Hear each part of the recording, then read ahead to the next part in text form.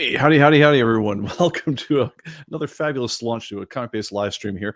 I'm your host, Pete Bickford, and for the next, bit, we'll be talking about all sorts of weird things that we did not get a chance to talk about on previous live streams. If you guys would, unfortunately, our producer and mod, Greg Hecht, is not in the house today, so if you give somebody give me a quick thumbs up or down how the audio sounds to y'all, because I was not able to do a proper sound check ahead of time. So hopefully I'm not just talking to myself right now.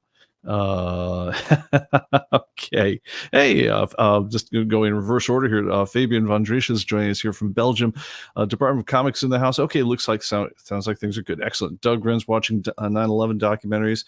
Yeah, never forget. Oof, man, it's hard to explain the last couple decades unless we largely had, I fear. But now, feel you, man. Mike Beam, welcome, man. Brian Price out here from Dallas. Robbie Weinberg's in the house. Oro Viejo coming in from glorious Minneapolis.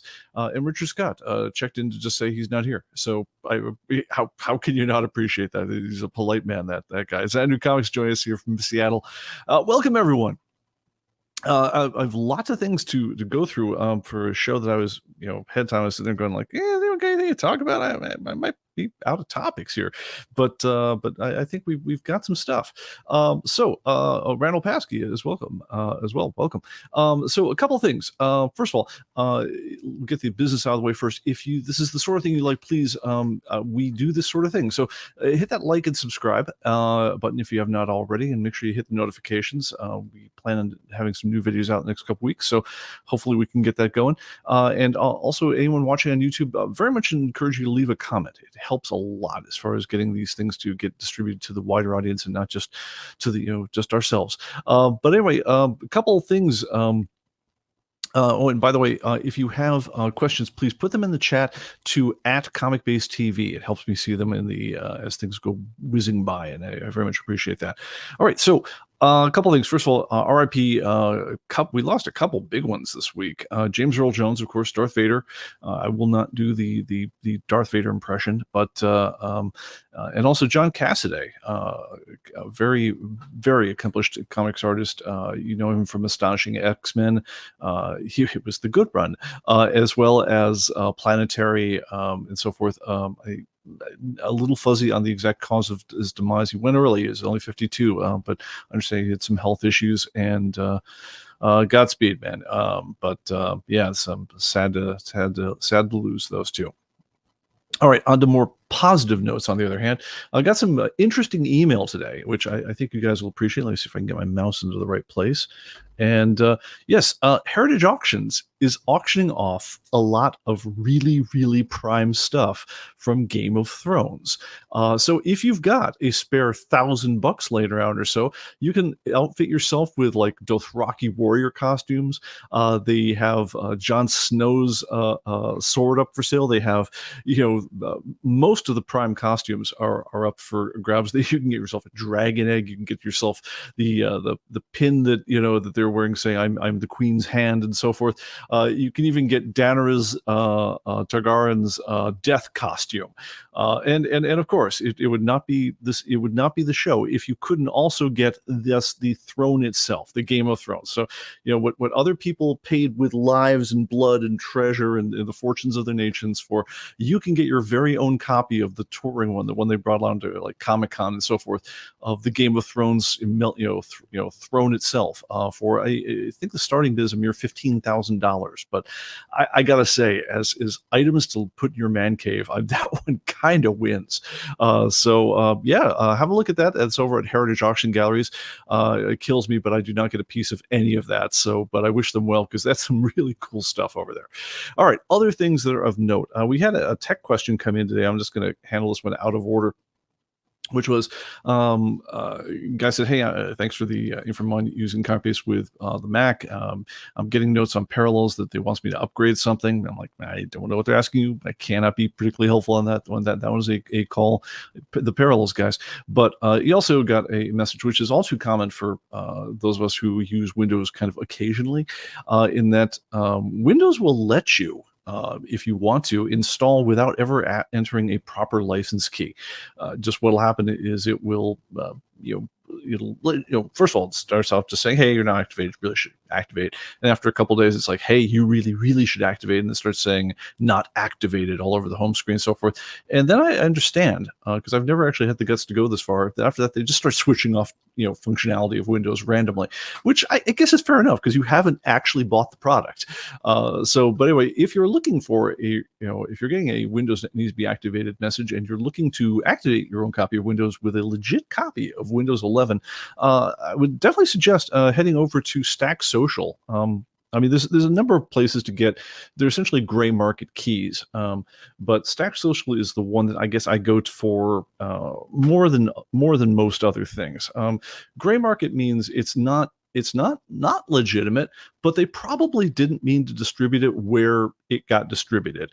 It's just to say that there's a big part of being able to maximize your money as you're doing things with a company is to try to figure out what is the most I can charge people for the thing I'm offering and charge those people who can afford it that much. And then if you can afford to sell it for less, charge the people who can afford less, and keep going up right up to the point where if you charge me 1 penny more, I would not buy your product, but 1 penny less you would. And you can take that all the way down in theory down to the people who only have a buck or two to spend, or frankly, whatever the cost is of making your product. One of the things with software, this goes even for things as vast as Windows itself, is that the first copy costs you I don't know, a couple $1,000,000, or in our case, a couple $100,000 to make. But the second copy costs you zero or close to zero. It costs whatever the discs are on the whole thing, or whatever time it takes to pick up the phone or process the order or whatever else. But so the first copy, you've thrown your heart, soul, blood, treasure, everyone's salaries for in our case a year in order to build that one. And so I want to sell as many of the second copy as I possibly can, because if I'm selling the first copy, I'm going broke. Anyway, but for Windows, let's assume that the first copy of Windows 11 cost Microsoft, I don't know, $150 million to make.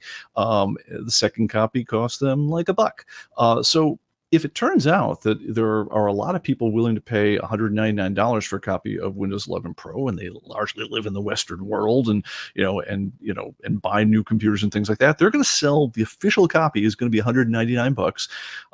But then they're also going to figure out that there's people in Turkmenistan, that not for love, money, treasure, or anything will ever buy your software for $199 now, because they do not have it.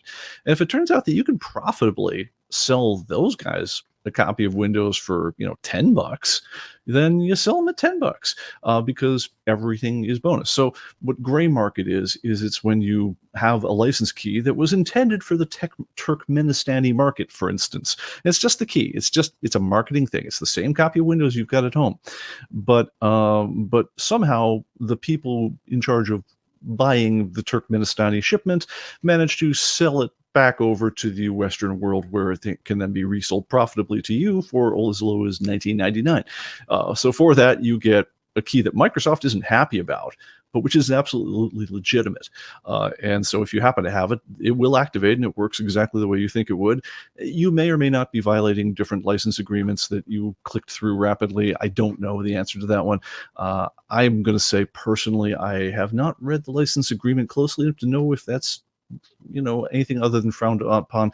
But the fact that sites like CD Keys or Stack Exchange or things like that can just get into this business and live for years on the end happily, I think means that Windows is pretty much, the Microsoft has to be on some level pretty much okay with the whole thing, because it's been going on for decades. But anyway, if you're looking for a copy of a legitimate copy of a Windows 11 Pro key, I believe Stack Social has them for like $20, $19.98. So that's what I would do. And honestly, it's better than not having an activated copy of Windows, because I definitely know that if you didn't activate your copy of Windows at all, that you are definitely breaking their rules. So if all you got is $20, send them the $20. If you're feeling not particularly constrained, go ahead and buy the full copy of Windows Pro from the Windows Store, the Microsoft Store. I'm sure they'll be happy to sell it to you at full price as well. But that's a thing. Okay. Yes. Wow. Pete's becoming a pirate. It's not exactly. It's I'll admit it's called gray market for a reason, but I'm not going to I mean, look, I sell software for a living. I'm not going to tell people go out and pirate software, because it's. I mean, I do think people should get paid for what they're doing. That doesn't mean that you necessarily have to always pay them the maximal price that they're looking for. I mean, like, I am perfectly fine with you guys if you guys wait for a sale to buy ComicBase. I mean, we don't do them all that often, but I mean, it doesn't offend me at all. I mean, the reason we have sales is because I would like to encourage people that are not, who are a little bit more price sensitive, who like, oh man, I don't know if that's a little too much to pay for keeping track of my comic book collection. If that much minus whatever the sale price is enough to get you into the club, well, then I'm happy to welcome you into the club at that price. But obviously, like anyone else in the world, I'm also, if you're not particularly price sensitive, I am very happy to have, your higher paid, business. We work on a much smaller range than Microsoft does on that whole thing. But I mean, you think about it, it's anything from every store, everyone who's ever clipped a coupon, everyone who's done anything has done some version of this kind of price sensitive, positioning on the whole thing. It just gets very sophisticated in the software market, where you literally can say, I'm going to assign a million keys, which I'm going to move through this distribution center, which then I'm going to target towards this particularly country, or maybe it's an industry group, or it's a whatever else. But I mean, you can spin this up a trillion different ways, and God knows if you go to a large company like Microsoft or Apple, things like that, there are whole floors of Apple, I know because I was there, who do nothing but the kind of like the price match rollout, campaigns of trying to figure out exactly for which vertical you can charge this much for that amount of money for how long and so forth. And it's a whole building that does nothing but that kind of pricing. So yeah, no, I imagine it's the same the world round. But on a smaller level, if you want to just appreciate the wonders of price sensitivity, walk into a Starbucks and just what does Starbucks sell? They sell coffee, right? I mean, they sell, other things like that. But if you're in the market for caffeine, they will give it to you hot. They will give it to you cold. They will give it to you in, big, small, large quantities. They will give it to you, poured out of a jar in the back. They'll give it to you steeped over a roast. And then they'll further, once they figured out, what kind of flavors you like and how much you're willing to pay for it. I mean, my dad never has understood anything more than the coffee in the pot back there, pour into a cup. Thank you. It's like that was, he likes coffee, he appreciates good coffee, but he never appreciated it enough to want to pay much more for a cup of coffee that, was shade grown with free trade, blah, blah, blah. I mean, all the things they're trying to do to add value. But there are people who will. And Starbucks' entire thing is they're finding a million different ways to figure out what will you pay an extra 50 cents more, whether it's a bigger size, whether it's because it's a pour over, whether it's because it's the Sumatra, whatever blend, or frankly, whether you want an extra shot of blah, blah, blah, or blah. And so someone I was reading today, someone was saying they have like 700,000 ways to serve you your coffee. But they're thinking that the experience has gotten a little fraught. So we think we can cut out, I don't know, 170,000 of those ways and maybe simplify our focus somewhat. But anyway, this is a long digression, but hey, what the heck? Let's move on. But yeah, but if you are thinking of using Windows, I strongly suggest anything your business relies on, don't put a non-legit copy of the software in charge of your stuff, right? It's, because again, if you're pirating people's stuff, they're within their rights to do whatever the hell they want to, including making it all shut down very suddenly, possibly taking your data with it. Whatever else happens. I mean, it's if you're using a pirated copy of anything for your production work, you're nuts, because even though they generally don't do these things, they could.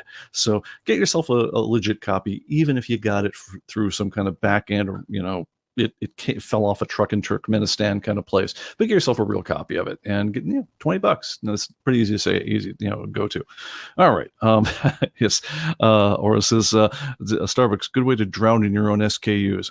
Yeah, I can't even imagine. ComicBase, we have something like 28 SKUs that we offer for ComicBase. When you think about all the different, versions, we offer like 4 different versions of the software plus the free demo.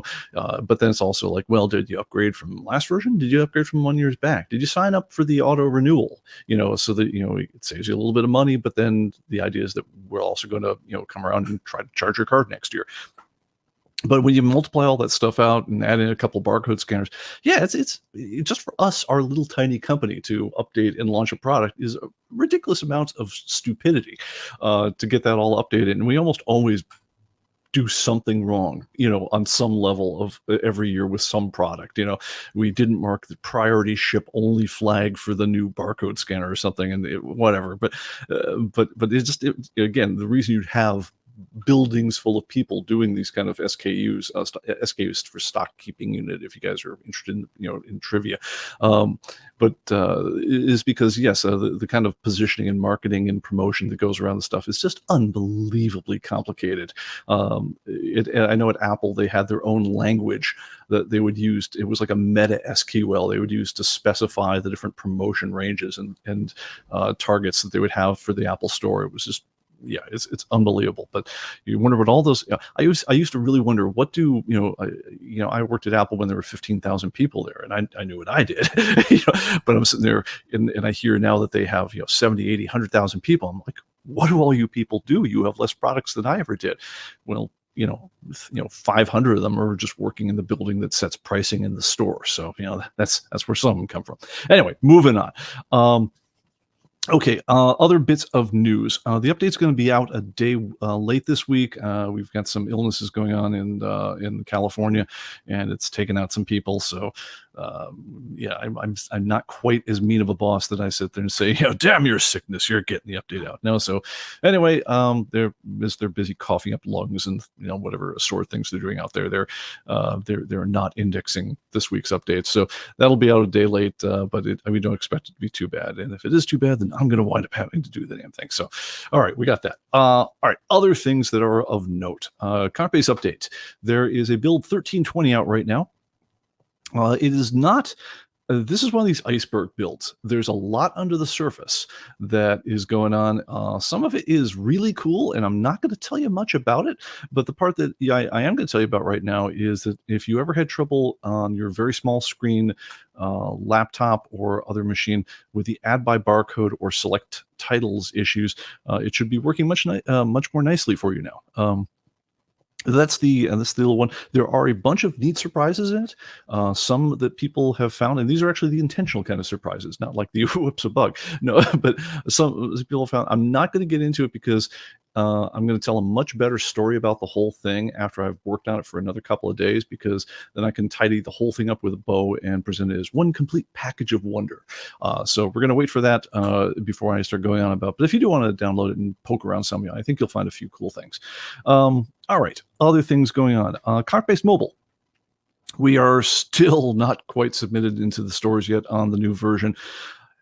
There's always one last thing we're working with, but we think we've got it on this part. The good news is, having worked on why the new version of the mobile app was not quite there, we actually managed to discover a problem with the current mobile app, which is now fixed, which you guys will be happy to hear, which came down to if it was a title that was very new, say X-Men 7th Series, and it had not had a designated first issue yet.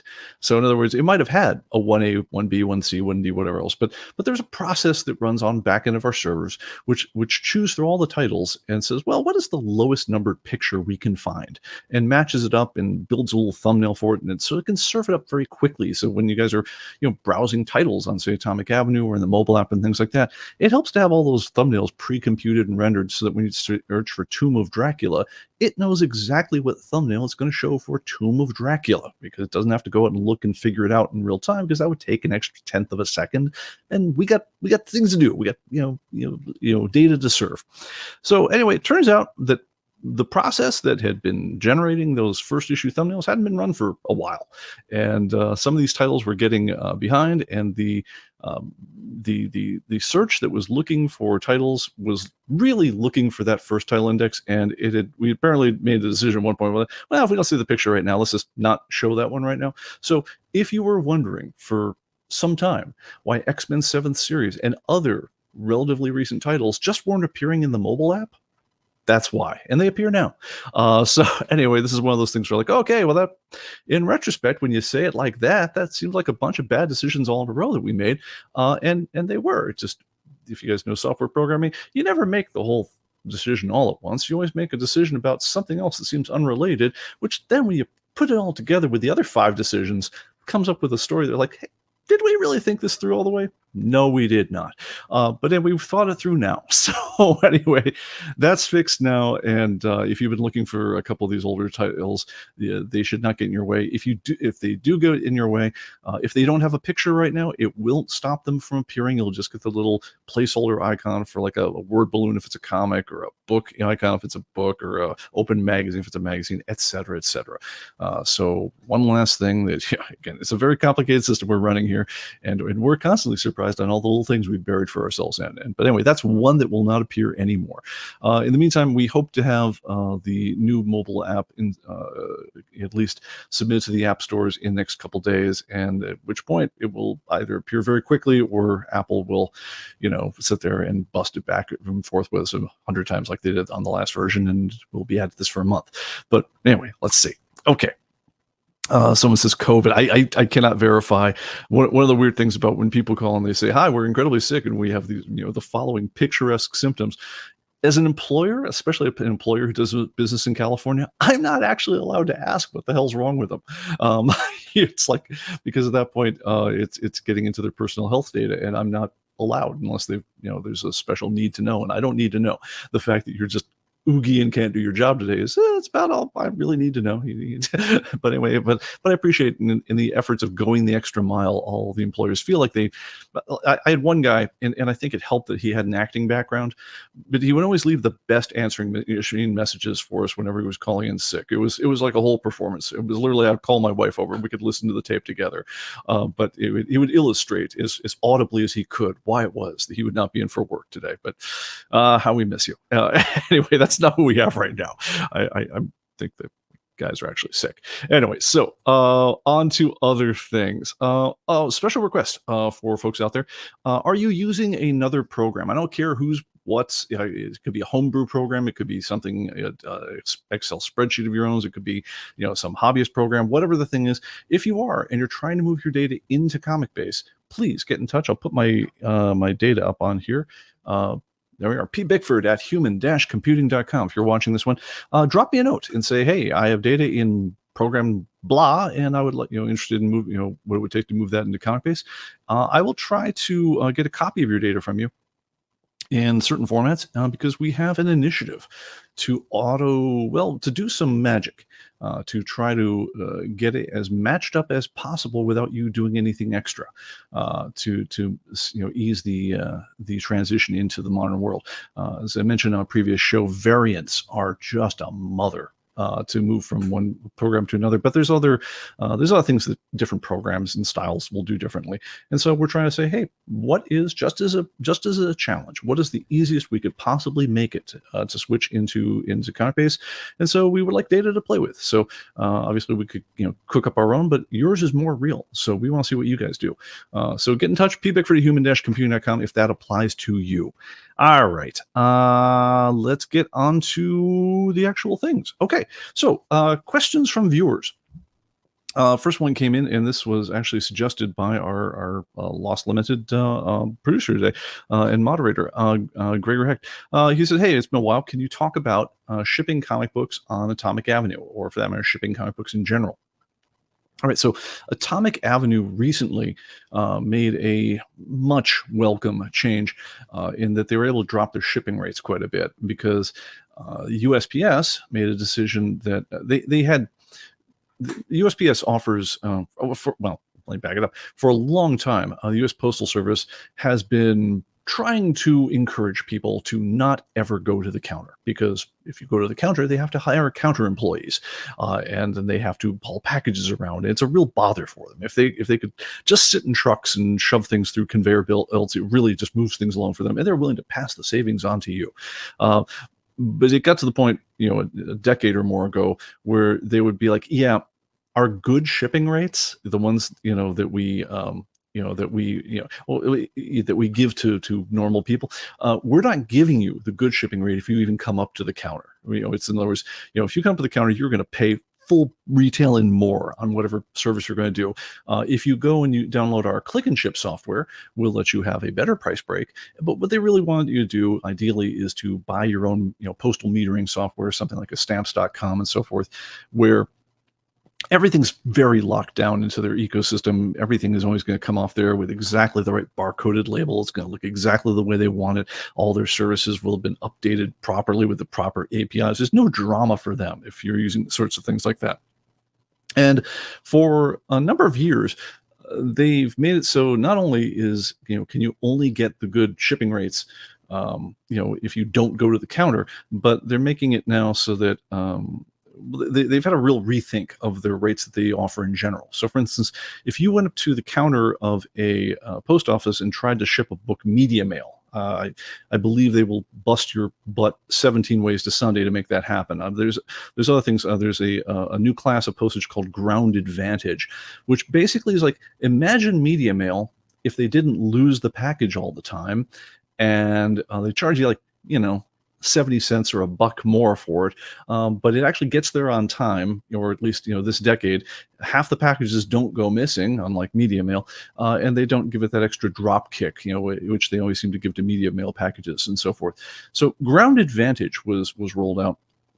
But as it originally came out, Ground Advantage came out in two flavors. There was the kind you could get if you went through stamps.com, or it was called Ground Advantage Commercial, and then there was just regular Ground Advantage. Well, Ground Advantage Commercial was like a third less or more, than the regular Ground Advantage.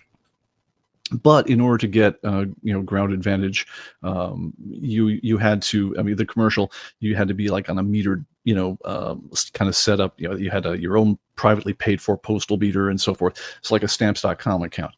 Well, a while back, they decided, heck with that. We're going to make it so Ground Advantage commercial rates are now available to anyone using our tools, like the click and ship and so forth. So booyah, what this means is that now anyone who just goes through the trouble of downloading the free click and ship software off USPS can now save like a third when you ship packages on your stuff. And it also makes the whole thing just a hell of a lot more competitive with other ways of shipping things. Amazon, for instance, is really a logistics company disguised as a consumer goods vendor. They have two profitable parts of their operation: the logistics, for shipping, and the data processing that goes behind it, which is the Amazon Web Services. The actual shipping around of, if you pulled those things out of Amazon's product mix and you just said, well, where do they make their money? They actually kind of lose money on this whole, I bought a tube of toothpaste and I shipped it to you part. But with everything else they're doing, especially the Amazon Web Services, that thing is an absolute powerhouse for making the money. Well, because we live in a world where if you go through Amazon and you bought their Prime and you're paying like $120 a year for that or whatever else, so you're prepaying shipping on lots of things, and they can build that into their cost. Everyone who has Amazon Prime never thinks that shipping costs them anything. It was part of this $129 thing I pay once a year, right around when Prime Day comes out, so I can think about all the free movies I watched and think about all the free DVDs I got shipped and so forth. And then I just kind of ignore the fact that I prepaid $129 for shipping that only works on their system. But because people are, that's really set the bar for what shipping should be in the world. Very much people are very hesitant to pay any shipping on anything. And if they are paying shipping, they sure as hell don't want to pay more than like a couple bucks if they can possibly avoid it. So anyway, Atomic Avenue very much help that they have made the decision recently to say, look, we're not going to price things out when we do our seller in reimbursements for shipping, how much we're going to give you, as an allowance when you sell books. It used to be that was priced out against like priority mail and the kind of classes that you could get if you just walked into the post office. They've now made it so that that's now priced out against flat rate, if flat rate is cheaper, or alternately ground Advantage commercial, which again, much cheaper than the old first class package, much cheaper than priority, and certainly much cheaper than the old whatever the non-commercial version of Ground Advantage was beforehand. So good news. the shipping rates on Atomic Avenue dropped a lot, and it's much more competitive with things like eBay because, hey, eBay, when you buy through eBay and you print a label, you're basically, what are you doing? You're using their postage meter. And so they will happily charge you for the shipping right through the thing and ship it through their postage meter. And so they were able to offer these kind of discount shipping rates all along. I'm glad that Atomic Avenue got into that game without having to essentially act as your own postage meter, but at least they're now offering comparable shipping. So that's good. And it means you're probably going to move more books on Atomic Avenue. Bad news is it means that if you are shipping things and you don't use stamps.com or something like that, you do need to go out now and download, go to USPS.com and download the free copy of their click and ship software. Otherwise, you're going to be paying, well, this way, you'll be paying more to send it than Atomic Avenue is going to give you back as an allowance. And you don't want that because, you'd like to make a tiny bit of money on shipping, not send, not send, you don't want to send that money to, to the person buying it. You want to keep it yourself. So yes, go out and do that. Absolutely, for sure. Or better yet, I'm going to say, if you ship more than like a couple packages a month, stamps.com is definitely what I use. We've used it at ComicBase for a million years, and I believe they still have the deal where, like, for like $50, they'll give you $50 worth of postage, a free scale, and some other stuff. So if you've never tried stamps.com, you just want to give that a shot, strongly suggested. They've been a real champ over the years, and I believe they even have a rate negotiated that's even lower than the ground commercial. So if I price out the same package using like click and ship and the commercial, and then I price it using stamps.com, oftentimes I will save money on the stamps.com. So yeah, don't mean to do a commercial for them, but there you have it. All right. Other things that go into shipping that is important. All right. So the guys over at you guys probably know that media mail as a class, it used to be called like fourth class postage, like if you're 100 years old, if you remember that one, or fourth class parcel or something. Back in the era of the DVD and the CD, it might have even been the VHS tape, because I remember that was one of the first things I ever shipped, media mail.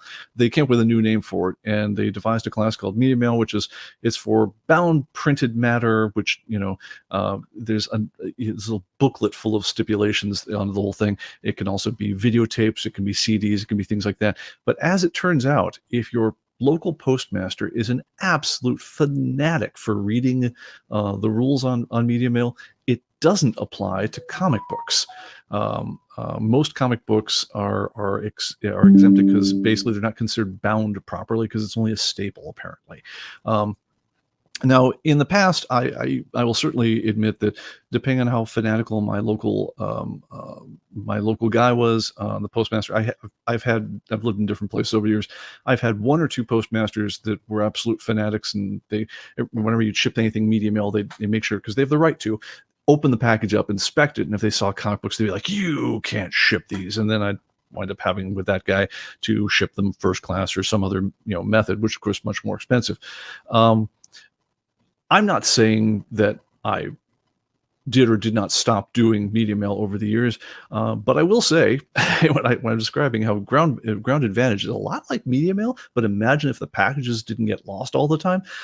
Absolutely, it's what they've done. But the same guys who invented ground commercial and at the USPS, and decided also to allow Johnny, no contract, the people without the contracted scales, to use ground commercial, that rate. They also figured out a really devilishly great way to make sure that normal people who do light shipping will probably not ever want to use media mail again. And that is, they put in new packaging requirements, and they got, because of their agreements with people like stamps.com, they were able to make, enforce that, if you use our software, if you want our license to act as a postal sender, you will have the following features in your product to enforce this rule. But they've now said, "Oh, media mail, yeah, we hear you guys have been complaining about a lot of lost packages. So yeah, any media mail package now has to have a separate printed on 8.5 by 11, essentially manifest that goes with the package, and then you can print the label separately." But what it really means is that it's no longer possible, if you've got one of those label printers, as we certainly do, because we put in an address, we crank the whole thing out, a label rolls off the printer, it gets slapped on the box, the package goes out the door. We repeat this many times a day.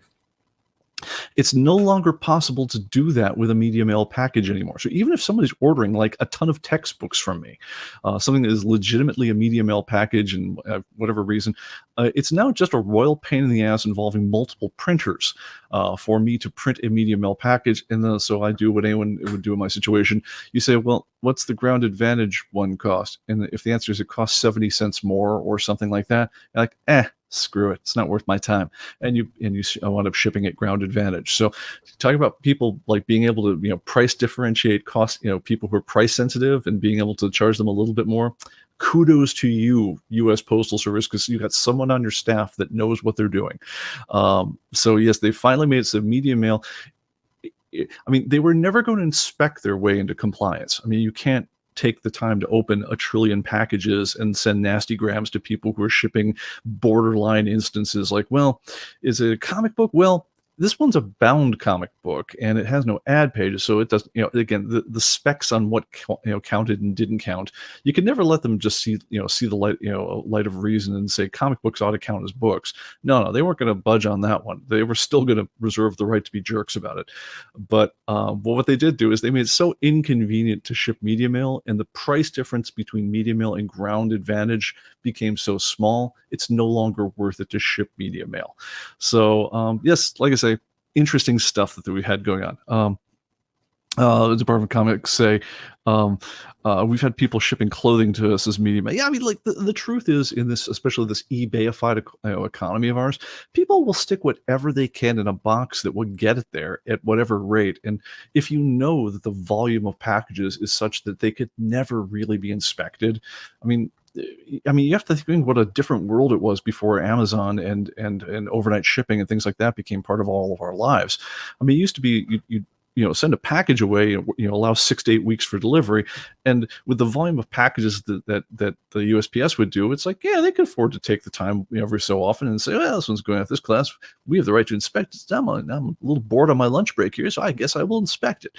Nowadays, the vast majority of what USPS is now actually delivering, as a matter of fact, they're even running Sunday service, which is nothing but Amazon packages, where they're acting as the contracted delivery guy for Amazon.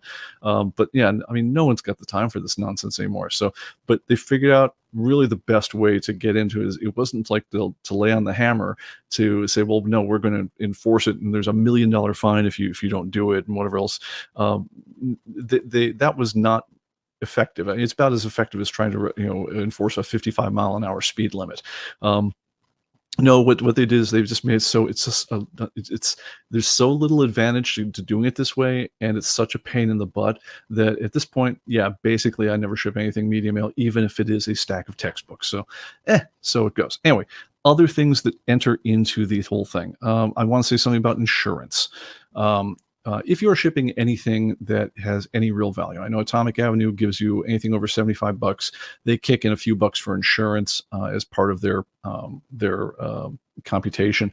I think that in my life shipping on Atomic Avenue, that's been a pretty good measure. Certainly anything that I ship out that's over $100 goes out insured, and not just because media mail and things like that. It's just that it's. Without insurance, you're just never going to collect a settlement if the post guy loses, runs over, mutilates, whatever they do to your package. You're just never going to collect on it unless it's insured, or at least you'll die waiting for the settlement. So, I mean, for all of you who've ever had the misfortune of filing a lost in the mail, claim and things like that, it's like, that's cute. I mean, in the 1970s, I remember doing that and then having the thought that there's some mail person who's going to wander through the stacks of mail in the back of a vast warehouse that looks like Indiana Jones, in the National Archives, and will be looking painfully, because they make you put a description of exactly what the box looks like and what its dimensions are. And they're saying, oh, is there a 12-inch by 10-inch by 2-inch package from Pete Bickford in here someplace that we can look for? No, that was never going to happen. They were. If any of you have ever had mail found with a lost, thing, let me know in the chat, because I'd be amazed. But yeah, again, it's with the volume they've got going on here, it ain't going to happen. But the other thing that isn't going to happen is if they mutilate it, if they lose it, if, as has happened many more than once times, someone at the post office, because you can watch it on the tracking, just decides that it got to this mail sorting facility, and it never left that mail sorting facility because someone in there said, "Ooh, this looks like this might be comics in here. I like comics," and then the package disappears. Um, yeah, that happens, but you'll never collect on the payment unless it was insured. So definitely give some real thought to insuring your package. I personally draw the line anything over 100 for sure. I spend the extra couple bucks I insure. If you're shipping via UPS, I think the first $100 is free for them, but anything more expensive, like I just shipped out some NASs with UPS and so forth. Yeah, spend a couple extra bucks, get the insurance on it, because again, with the insurance, the claims get processed fast. You'll get the money. That has happened. Without the insurance, you will never collect. So think about what's worth if a person just liberated your item, and act accordingly. All right. As for the shipping itself, I basically have 3 different ways I will ship comic books. And I think I've shown this before, but I'm going to try to get rid of a headphone here a second and show you again. Okay. If I've got 1 or 2 comic books to ship, well, actually up to about 4 comic books, for myself, I use, these are they're called Stay Flat mailers, Craft Stay Flats right here. They run about 75 cents each in bulk. You can get them from Uline. Uline, by the way, a fantastic place to get all your shipping supplies for everything except comic books. But if you ship anything else, go with Uline. For comic book supplies, BCW, a good place to keep in mind, but I'm also going to talk about another place in a second. The other thing you'll want to get from Uline, if you do use Stay Flats, is get a collection of cardboard, basically pads. It's just a piece of corrugate. It is cut to the same size as the interior of the Stay Flat. So basically, the comic book gets put on top of this. This and the comic book and the packing slip gets slipped inside the Stay Flat. Stay Flat gets sealed up, gets a label on the front. Done and done. Total shipping cost on the entire thing is under $1. Including the label, and Atomic Avenue, I believe, reimburses for, when they're figuring out how much you're going to spend. They even have an algorithm which says, well, you're going to spend about $1 or whatever in shipping, in order to make certain packages happen. So it all works out beautifully. These guys have a really good. So first of all, a couple things. Why did I bother with the extra weight and the extra expense of the cardboard?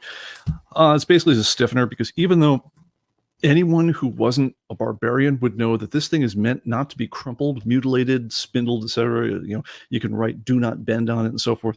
My experience with overworked postmen and so forth is that exactly when you need them not to, they will decide that, yeah, wadding that up and shoving it into the box is exactly the right move, and if they need to bend it over their knee to get into the box, they will do it. The cardboard stiffener makes it so that it's really, really, really clear this thing was not meant to be bent, because it's quite difficult to bend it at that point. If you use 2 of them, I think it'd be damn near impossible. But anyway, that's the way I ship out onesie twosie comic books, unless they're very expensive. If I have something that is going to be either more than onesie twosie, or it's going to be like a $75, $80 comic book, at that point I will use what's called a Gemini mailer. These ones you can get them directly from. You can get them on Amazon. Gemini sells right through Amazon as well, which again, another income stream for Amazon. Is drop shipping other people's products. But anyway, you can buy them in a package of 100 or so. They run, I'm going to say, about $1 each. But what they are is they're a fantastic, elaborate piece of cardboard foldiness that basically it will, if you put a whole bunch of comic books in the middle of it, and it forms a cradle that bends around the comic books, covers it closed, and then a larger cradle of cardboard kind of nestles it out and builds out the initial cradle by 2 or 3 inches in all dimensions. And so it'll still fit in your mailbox, but it kind of floats, protected on all sides by about 2 inches, so that if this thing gets dropped, banged in the corner, whatever else, the thing that gets dropped is the outer cradle. It does not affect the actual inner content that has your comic book in it. Let me see if I've got one in here I can try to show the origami on. Give me just a second.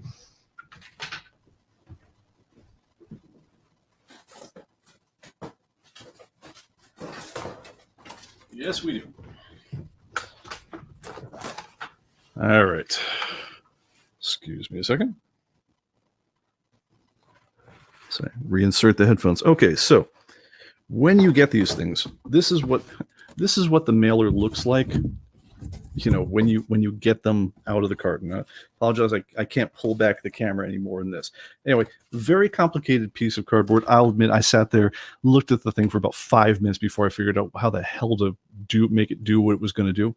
But what you do is you start over here. You see these fold marks right here? This is so that you can basically make this either a thick or a thin package, but you're basically going to go ahead and bend these guys in. You'll see that they form a little shell just like that, which your comic book will beautifully sit inside. Nope, I do not have a comic book ready. But if your comic book isn't here, you then take this other weird little part right here, bend this like this. It now sits inside of this larger part, like this. This is great TV, isn't it? And then when you fold up the larger package, like so, and like so, and then a single piece of tape will keep the whole thing in place. But yeah, no, now you're in something that I said 2 or 3 inches. This is really more like an inch. You'll see that the actual real contents is on the inside right here, and there's a good solid inch of corner protection all around, all the things right there. There's basically no way. I mean, again, unless you have just an absolute maniac for a mailman who's going to run over it with his truck, whatever you stick in here is going to get to its destination completely in one piece. One thing I'm going to give full-on props to the Gemini guys on this one, and they had to have patented this because it's a genius idea. It really is. It solves all the problems that we have when we're shipping, all in a beautiful thing, and it's also light, which is amazing. It's very, very hard to find a packaging solution that will handle the abuse and doesn't add a ton of weight, and the guys at Gemini managed it. So worth, if you do any kind of level of shipping on the whole thing, worth grabbing a case of these guys. They have an optional thing where you can ship it with an additional pad on the inside. I've gotten them. I've never found them useful. I wound up after I shipped a bunch of things that way and found that no, it makes no difference. I wound up using those as stiffeners instead of the other things like that. So if you happen to have those around, my take is even if I were shipping $1,000 comic book, I wouldn't bother. Maybe do it just as a matter of professionals and just so it feels like it has that little extra touch or something. But in terms of actually having the thing arrive in one piece, makes no difference whatsoever. But yeah, the Gemini, absolutely superior. The only limit I'm going to say on it is they kind of max out around, call it 12 comics. So if you need anything more than that, you have to come up with some kind of boxed solution. If you're going to use a boxed solution, big fan of the box within a box, which is to say, get yourself a regular comic box. You can get these from BCW and so forth. They'll cost you about $1, each, 75 cents, something like that. Pack them up the way you normally would. But if there's anything, if the comics in it are either very heavy or if they're very expensive, also get yourself a second box. Put the box within those. Put newspaper packing or bubble wrap, whatever you've got, to protect the corners of the inner box, so that when when the larger outer box inevitably gets dropped exactly on its corner, because that's where all the damage happens, make sure that the inner box isn't going to take the hit. So that's if I have a lot of comics that I need to ship. That's how those go out. If it's a lot of lower value comic books, something that's under $100, a regular box is fine. A regular comic box, usually they're about 8 by 10 by 2 inches tall. But your enemy with shipping anything in a conventional box is that old equation, force equals mass times acceleration, which is how much so the amount of force required to dent a comic's corner is not particularly high, and the corners of boxes are not particularly strong. If the thing inside your box is actually ridiculously light, it's actually very safe, because if I take the mass of, say, an ounce or two and I drop it on the floor, it's going to be fine, because acceleration is 9.8. Was it 9.8 meters per second squared? That's the gravitational constant, right? So my total force, that times 2 ounces, isn't going to be a lot. It's not going to be a lot of newtons. On the other hand, if I've got 2-3 pounds of comic books and I drop them on the floor, the total force is going to be considerably higher, and depending on which way it lands, that corner is not going to be enough to protect the comic books inside, and you'll dent them. And the second you've dented your comic book corner, you've instantly taken the grade. It is down by a third, by 2/3. So your customer will be unhappy, and you will expect to have drama. So so those are the ways that we deal with comic book shipping here. Hopefully this is interesting. Oh, and Department of Comics, way to step into the void here, man. He says he wants to point out that we have a dedicated thread in the ComicBase message forums to ask questions. Please hit like and subscribe. Share the channel with your friends. Or it says, yes, there are Gemini mailers to fit a slab books. A normal mailer will not fit. That is true. They make a special oversized one, which you can ship slab books in. And again, if I were if I'm going to ship something, it costs $100 or more, which is probably, if I got it slabbed, it probably does.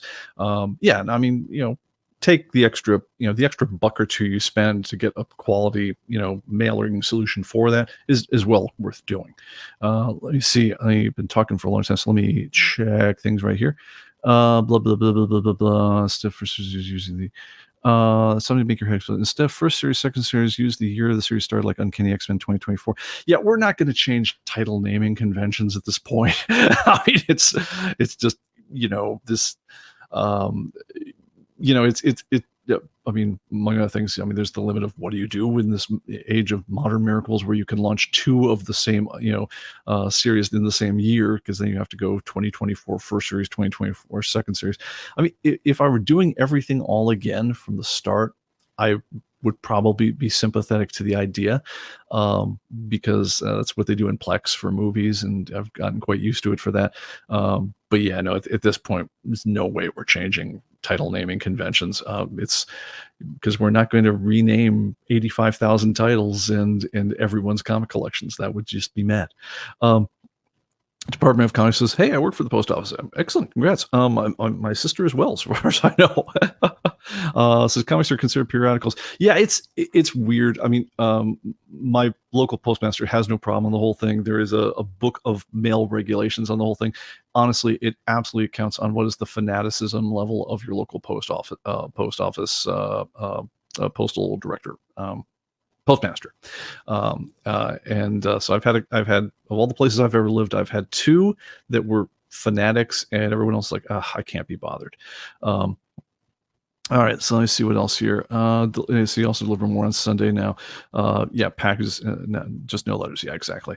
All right. Brian Suit says, had a Kickstarter package arrive in May, reported lost June 2023. No idea where it's at. Did finally arrive after my campaign replaced the lost books. Well, that was nice of your campaign. I just had a couple of comic books, which I suspect the person who was shipping for me while I was at Comic-Con probably messed up. I mean, I don't know for sure, but I just got a random package sent to me with a couple of comic books in, and I spent a lot of time saying, who are you and why are you sending me random comic books? And I suspect, when I finally tracked down who had sold those comic books to, because it was none of the names that were associated with the package I got in the mail, I wound up having to tell the person who, again, it was back in July. Yes, your comic books just showed up on my door again. I'm sending them back out to you. And I noticed that the tracking numbers and destination of where I sent to and where the person covered me for me sent them were not the same. So I think that one's not particularly mysterious. But anyway, so it goes. Let's see. Yeah, it seems like the PO is bad when your package gets lost. We handle millions of packages a day, and I have no doubt. It's an impossible flood. But at the end of the day, though, it's like, do I care about other people's packages? Do I care about my package? I care about my package. Let's see. So can you recycle the Gemini mailers that I received? I guess I could. I mean, I've gotten people sent me Gemini mailers, and they're good for another mailing. I mean, I've definitely sent them out again. Back there was a time a couple years ago where I had no idea where anyone was getting these magic mailers from, because the first people I ever saw who did them were Kickstarter campaigns. And it's like, wow, did you hand design this mailer? And I actually called up the people at ISOM, and I said, tell me how you got this thing, because this is an amazing mailer. And they're like, well, we can't discuss that. It's a trade secret. And then about a month later, I saw that, oh yes, this company called Gemini has a mailer that looks really like the one you just did there. And then I've been a customer ever since. Let's see here. Brian Stewart says, I think I legit lost 3 passages via U.S. mail in 35 years of shipping and receiving comics. Yeah, it's been a little higher for me. I mean, I'm going to say 1 out of every 500 packages goes horribly wrong. But on the other hand, of media mail packages, I'm going to say off the charts as far as how those would go wrong. Let's see here. Yeah, and as Department of Commerce says, yeah, if something heavy gets tossed in a bin, it gets bent. Yeah, because it's just physics, guys. All right, so let's see here. Let's see. We'll jump into a Fizz Slab book. We had talked about that one already. Let's see. Brian says, my last Kickstarter was from overseas, UK. I paid a few extra bucks for the insurance, so we replaced it. No surprise. It took him 11 months later. Well, that's awesome, man. Let's see here. Oh, and have I bought any more of the Ripaverse? I did not. I don't not like it, but I don't like it $35 worth, is I think what I came down to it. It's like, so the Ripaverse, this is you guys might know the comic book ISOM. It was at the time the most successful Kickstarter for comic books ever by a long chalk. It made I think ISOM #1 made like 2 million in terms of Kickstarting. And the guy who did it, Eric July, he shows up on like Nerdrotics podcast, things like that a lot. He's a big podcaster in his own right, I guess, as well as a musician and comic writer and all the other things. Wasn't really hip to him, but it's like, you want to throw some bucks at people who are doing cool things, and it seemed like he was taking on a big challenge, and so yeah, I threw some bucks at his initial Kickstarter on this one. But I'm gonna say it's like, for like a 96-page graphic novel, $35, and then sometimes there's shipping and things like that get built onto it. That's a lot for me, man. I mean, I'm cheap, but then I also buy thousands of bucks worth of comic books every month just in general. So it's you got to conserve your budget when you can. Oh, he just said sale all items $5. Yeah, I saw it as well. I'm sure he went back to press or did things like that, because I mean the initial issues were such incredible blowouts, but at a certain point it's like, well, yes, the first one cost me a ton of money, and then in order to scale up for anything print production, things like that, yeah, you start, when you ramp up your print order, the cost of each one goes way down until you hit some kind of like theoretical minimum of what the paper and binding and ink costs. But most of the cost of an actual comic book is, I mean, if you want to order like one comic book and you want to order like 500 comic books, it's a really similar price. If you wanted to order, between 500 comic books and 5,000 comic books, it's nowhere near 10 times the price. It's 3 times the price, and then if you go up from there, it's less. So yeah, I mean, it's just one of those things where like you're always going to have leftovers, and there's no sense having leftovers in your warehouse. You want to put them on people's shelves, and if they can also get hip to your series and get turned on and say, hey, this is something I would like to invest in, then maybe they buy the next one of yours, and they get excited. That's what we ought to be doing with comic books. So that part's a pretty good deal. Yeah, he'd overprinted everything. Awesome. Excellent. All right. Last thing. Okay. Last thing I wanted to catch on this one, because I didn't want to leave this one for next time. Question came up. It says, hey, I need reports from my insurance. So my insurance guy is saying I need something to validate, that your collection's worth X, and I don't want to burn all the paper in my printer. What do I do? And so just give you a quick rundown of what my answer to this guy was. So the very first thing I typically tell people when they're answering an insurance inquiry, because this, for a lot of people, this is all your insurance guy really truly wants, is don't go to the report menu in this case. Everything else I'm going to talk about is typically done under reports, but it's the one everyone overlooks because for historical reasons, the report I think you're most likely to want is actually under the file menu. It's under collection statistics. And what we did here is this is something that would just give you a quick rundown of here's my collection, here's what the whole thing's worth, here's the value, here's the asking price, here's if you've been tracking your costs, here's my costs and so forth. And there's lovely graphs and things that go along with that. You can break this down by publisher or by any number of other things, cover price, list price, whatever you like. But typically, this is the report for most people's collections that your guy actually wants. So come down under here and you can just preview this and give you an idea what this looks like. Should compute pretty quickly. And I've got my printer set to a label printer, and so it looks really ridiculous. So give me just a second on that one. Oh, I knew that this would bite me if I didn't set this ahead of time. Ha ha ha. Yes. Welcome to the demo machine, guys. So let me go to my printers and choose a printer which is not a label printer. So let's choose Joiner. All right, and last used back in May. Okay, let's. How do I set you as the default default printer? I used to know where this stuff was kept. Where are you now? Okay, so Joiner is a laser writer. And there used to be like this lovely little button right here that says make this my default. Printer properties, print text papers. Oh, good God. Anyway, I'm gonna skip past this one now because I'm acting like an idiot. I'm acting about as clever as people in debates these days. But anyway, but if you print this one out, it winds up being like 5 pages long, and it's a great way of just summarizing. This is what my collection is. Here's the highlights and so forth, and take it from there. And for many people, especially if you've got smaller collections, that may be all he wants. So ask about that first. The other thing, when you preview, you can also save as a PDF. Let me print one other type of normal report here. And see if can I get this one to, because in this dialog I can choose printer from here. So let's go choose Joiner, and let me choose top gainers and losers here. There you go. That's more like it. Okay. All right. The other report that is very interesting, comes up a lot when people are asking for these sorts of things, especially for people with high-ends who have high-end Silver Age collections. Or Golden Age collections, is they'll say, look, just give me the list of your X most valuable books. So the way to get that one is go into report and then choose most valuable items. And then you can choose, well, how many do you want to show? And say, well, give me my 100 most valuable, for instance. And then if I preview this, I'm going to get a report that looks something like this.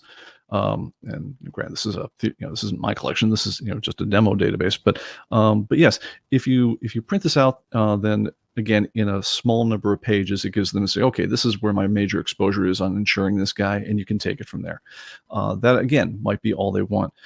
It could also be, on the other hand, that they want the whole damn list. If so, the reports to go to generally is going to be your collection report right here, and I'm just going to pick.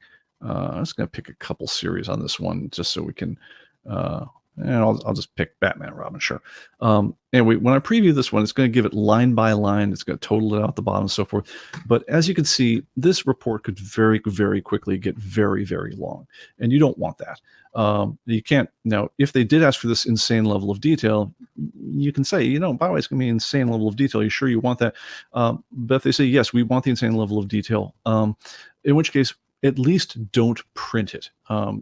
It's not that, I'd say like save the rainforest or whatever. Not really. They make paper trees for the sake of, it's a renewable resource. If you use paper, they're going to plant more. They'll be back in 20 years. But anyway, we're not running out of paper, but it is stupid to waste it for no reason. So what I would do is, instead of hitting the print button down on all these reports, is come up and down here and hit the preview button, just like I did here to show you on the web. If you hit the preview button, and I think I just did for the whole collection. Excellent. I'm smart. Okay. If you hit the preview button on this one, Now come up to the upper left-hand corner over here, and you've got an option here. Let me see if I can magnify this so it's a little easier to see. Can I get to the magnifier? Magnifier. Okay. Okay, so we go to the upper left-hand corner there. There's a couple of very badly designed icons. Don't blame us. This is Crystal Reports' icons. They're not ours. This one over here is export. And so if you say export report, it's going to give you the options here to say, what do you want to save it as? All right. Now, the very first thing it's going to suggest is as a Crystal report. This is the least useful option you could use. No, go down here to PDF, which is PDF is for portable document format, aka an Adobe Acrobat format. Give it a name, and I'm just going to go and save this one here as, collection report. Hit save. And then instead of printing this 113-page report, now it just gives me one nice little file, and I can just take that file, stick it in an email, and you're good to go. And so that is what I would suggest for printing out these kind of insurance reports. I've never had my insurers, or frankly any other insurance agent I've dealt with, this was always more than what they wanted. But it's always worked out pretty good. But don't overlook that first one, which is the just giving them the collection value report just from your collection summary, because for at least the first couple insurers I dealt with, that was all my guy wanted. Let's see here. Brian asks, who are the people insuring comic books through homeowners and policy, Slider, or third party? Unless I checked with the local agent, the rate was very steep. Yeah, if you've got a lot of very expensive collectibles, you do not want to stick that on your rider for your home insurance policy, because I'm just going to say this as someone, certainly if you're dealing in the tens or hundreds of thousands, typically they won't even write riders that go above a certain amount. Whereas if you go to specialized insurance companies, especially if they know that you're storing them properly and things like that, then the rates get much, much more affordable. But if you do have multi-million dollars worth of insurance, worth of comic books, or for that matter, hundreds of thousands of dollars worth of comic books, yeah, you're going to need to do something, because most home insurance policies, the rider is either like $15,000 or $50,000 for personal property, and that is going to exceed that in a heartbeat. I'll save you the insurance stories. All right, let me see here. Let's see. Okay, I think that's about it for the whole thing. So at which point I think we probably drained the topics for now. All right, so do look out in, I'm going to say, probably the rate I'm going, about 2 days. There'll be a big new build with a much advanced number available for download. And at that point, we'll talk about all the new stuff that one does on the next show. In the meantime, though, yes, I do have a couple of asks. If you do have data that's coming in from a different program, or other spreadsheets or other systems, ways you had of tracking it, if that's something that you could send to me in some format, or whatever the native format of the thing is, to see for us to use in testing and strengthening our abilities to magically import and match that stuff, let me know, because we're certainly interested in that as a project. And I think that does it. So anyway, guys, have a good one. I will see you all on the next one. Take care. Bye-bye.